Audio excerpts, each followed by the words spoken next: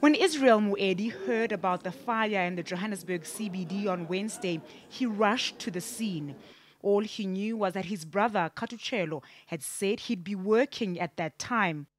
I've witnessed everything. I was there. I cried. It was very painful, but I understand that that was his job. He says the only thing he could do was to pray.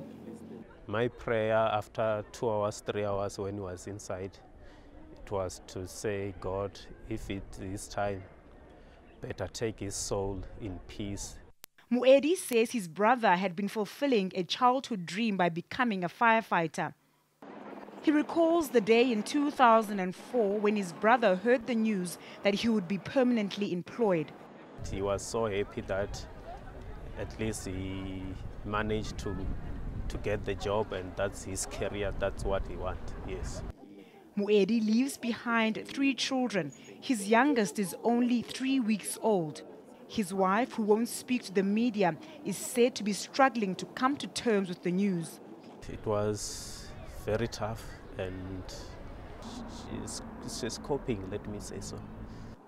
Their 63-year-old mother had to receive medical treatment after hearing the news of her son's death. Muedi says the whole family is comforted by one thing.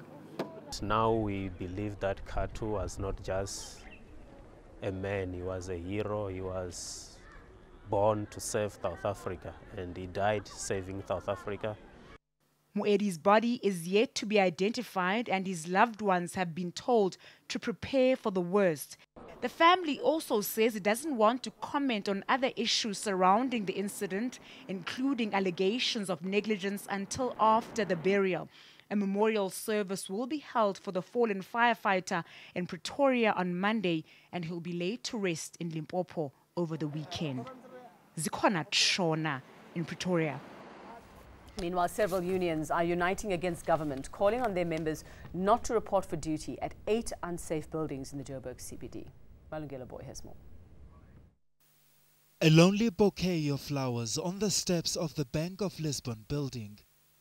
A reminder of the 3 firefighters who died while putting out the blaze on Wednesday. This structure is among the 8 government buildings in Johannesburg which officials admit don't meet their own health and safety standards. Angry unions are now seeking legal advice. We are actually clear in terms of our position. We have learned from this incident that we cannot procrastinate and say workers must sit in those buildings that have been identified which are actually not healthy.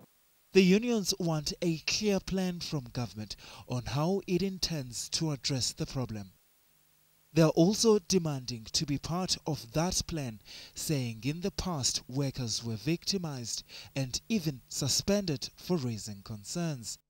The conditions of this building had been discussed as far back as 2012. So there is no excuse. People were not supposed to be in this building in the first place. And last year we were under the impression that we found each other because they had promised that they will now be evacuating the staff from the building, and of which they then reneged on that decision. They are also accusing government of having wasted money in refurbishing another building where workers were meant to be relocated, something that never happened. When they tell us that they were ready to move, and you can also challenge the department, because when you want to move people, you must then have a relocation company that will assist you to move. That is the process where they could not appoint up until today. They have not appointed, meaning that the money that was spent to refurbish a building is wasteful expenditure. The provincial government intends meeting with staff of all the structures cited as unsafe to come up with plans to move them. Malungelo Muedi, Johannesburg.